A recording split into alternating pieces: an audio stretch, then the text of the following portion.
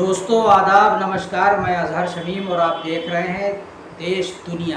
दोस्तों आखिरकार पहलगाम आतंकी हमले के ठीक 14 दिन बाद देर रात लगभग 1:30 बजे हमारी भारतीय सेना ने पाकिस्तान पर ऑपरेशन सिंदूर लॉन्च कर दिया और हमारी 36 का जिनका सुहाग उजड़ गया था उसका बदला शुरू हो गया। और इस अचानक हुए हमले में जो 9 जगहों पर हमला होना बताया गया है, जिसमें से पाक ऑक्युपाइड कश्मीर के मुजफ्फराबाद में जैश ए मोहम्मद के मसूद अजहर के ठिकाने पर हमला हुआ, उसके मदरसे पर हमला हुआ है, और पाकिस्तान के पंजाब प्रांत में मुरीदके में हाफिज़ सईद का जो लश्कर तैयबा का हेडक्वार्टर है उसको तबाह किया गया है। बहावलपुर में हमला हुआ है, कुछ और जगहों पर हमला हुआ है, और ये हमला पूरी तरीके से आतंकियों को और उनके ठिकाने को टारगेट करते हुए किया गया। इसमें कहीं भी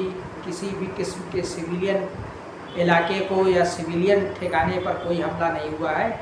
ये एक बड़ी अच्छी बात है। और देश में जो भी पाकिस्तान की तरफ से आतंकी कार्रवाई होती थी उसमें यही 2 बड़े संगठन हैं, चाहे वो जैश ए मोहम्मद हो चाहे लश्कर तैयबा, इन्हीं का नाम आता था।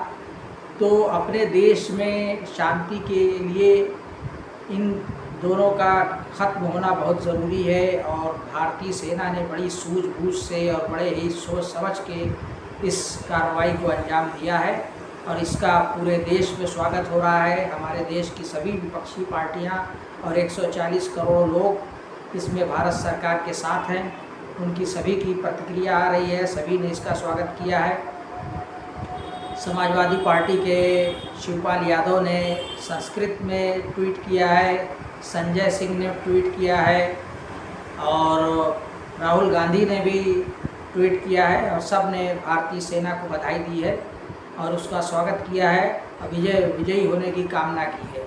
सबसे अच्छी प्रतिक्रिया ऑल इंडिया मजलिस इत्तेहादुल मुस्लिमीन के सदर असदुद्दीन ओवैसी की आई है। इधर ओवैसी साहब लगातार बहुत अच्छा स्टेप ले रहे थे, और अभी उन्होंने 2-3 दिन पहले जो बिहार में उनकी सभा हुई, ढाका में, चंपारण में, वहाँ उन्होंने खुलकर पाकिस्तानी आतंकवाद की आलोचना की, निंदा की, और उस पर हमला करने के लिए भारत सरकार को मशवरा दिया।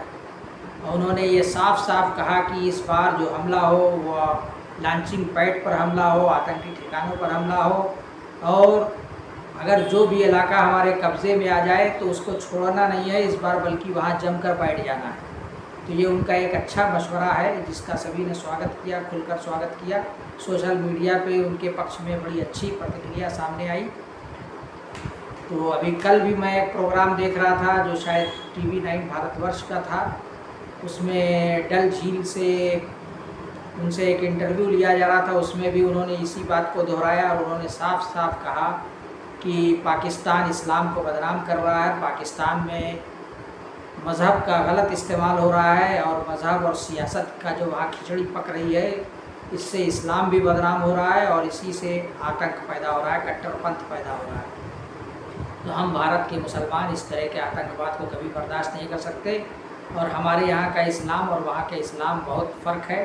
हमारे लोग, हमारा इस्लाम ही सही इस्लाम है। हम लोग कट्टरपंथ की पाकिस्तानी स्टाइल के, पाकिस्तानी टाइप के इस्लाम को पसंद नहीं करते, और हम उसकी निंदा करते हैं। हम भारत सरकार के साथ हैं। तो दोस्तों अभी जो भी कार्रवाई हुई उसमें जो रिपोर्ट आई है उसके हिसाब से अब तक 100 के लोग ज़ख्मी हुए हैं, और उसमें 4-5 लोगों के मरने की भी खबर है, और एक कमांडर के भी मारे जाने की भी सूचना है।